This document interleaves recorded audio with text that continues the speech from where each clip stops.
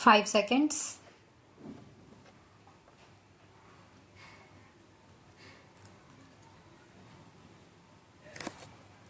As you are aware, sir, among the many social and economic evils that beset our nation, food adulteration is most dangerous because the unsuspecting public have no way of knowing that when they buy a certain article, whether it is up to the required standard or not.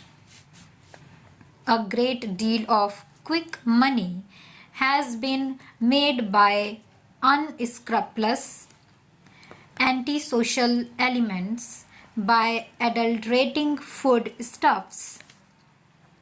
A great deal of ingenuity has gone into this whole process of adulteration. I was myself surprised, sir, when the committee went through this to learn in what ways special adulterants are manufactured in large quantities so that food can be adulterated.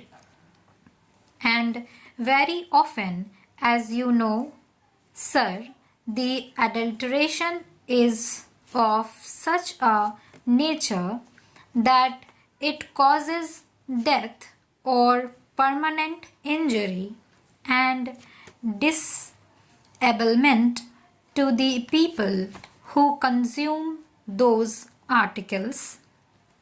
It is therefore an extremely serious matter, and there has been a demand from all sections of the public and in both houses that this entire Prevention of Food Adulteration Act should be amended, should be made more effective, and that there should be strong and effective action against these antisocial elements.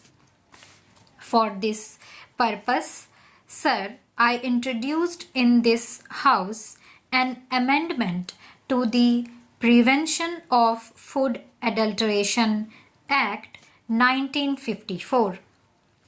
This act was passed 45 years ago by Parliament. The experience of its administration, I must admit, sir, has not been very impressive so far, both because the act itself had loopholes and also, I must admit, because our administrative machinery, particularly in the states, was not really as effective as it should be. Therefore, I introduced this amendment in the Rajya Sabha on August 12.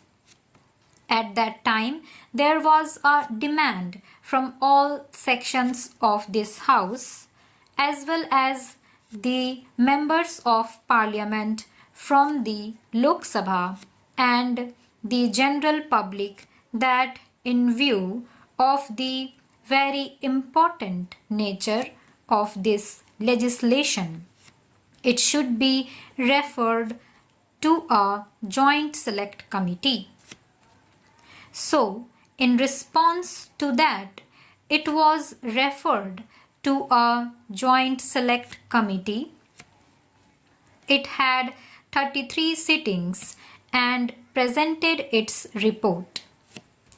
It looked into almost 250 memoranda and discussed this matter for a considerable period of time, about a year. And I would like to express my gratitude particularly to my honorable friend for his wise and mature guidance of the work of the committee, from which we benefited very greatly, and we took keen interest in the matter. The bill that has now emerged is definitely a great improvement upon the bill that we had originally introduced. Sir, the basic effort in this bill has been threefold.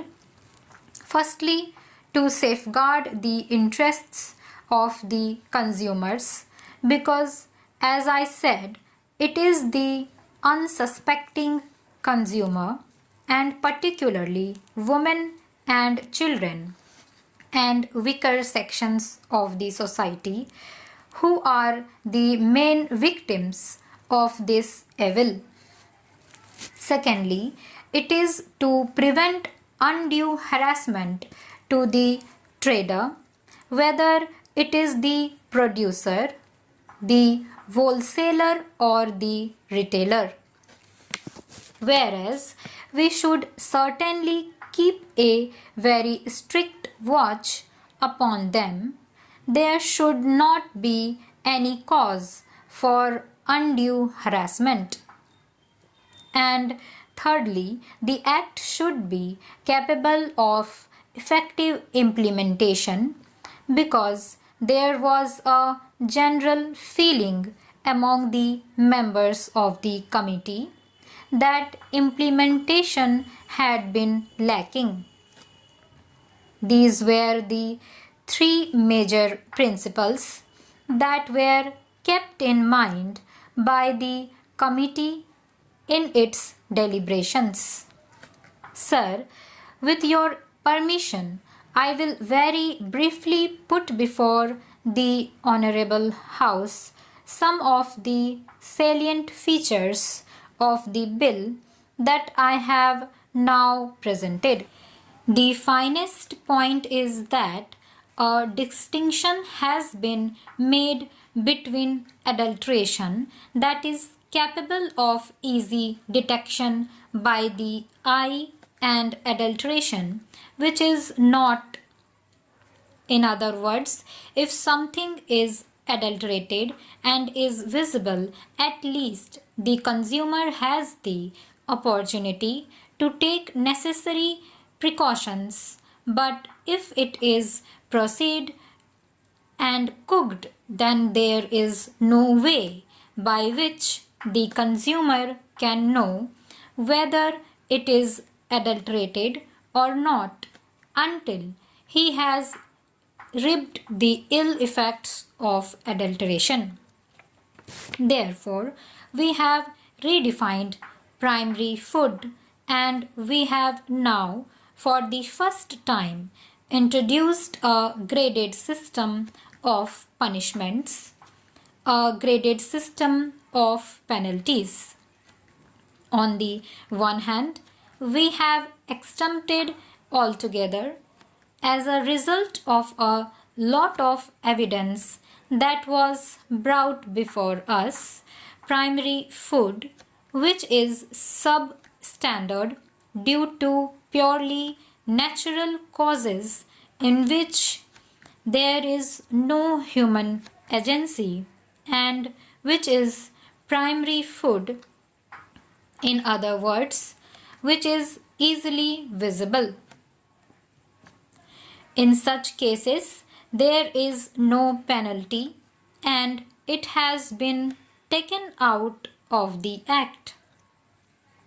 At the other end, for deliberate adulteration which can cause death or grievous injury, we have brought in punishments up to life imprisonment.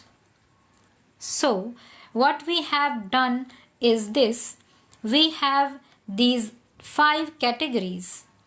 Primary food adulterated due to purely natural causes is exempt. Then there is injurious and non-injurious adulteration. Here we have got a graded that deterrence is there and people realize that they cannot play with the lives of their fellow citizen. On the other hand, non-guilty people are brought within the mischief of the act. Stop.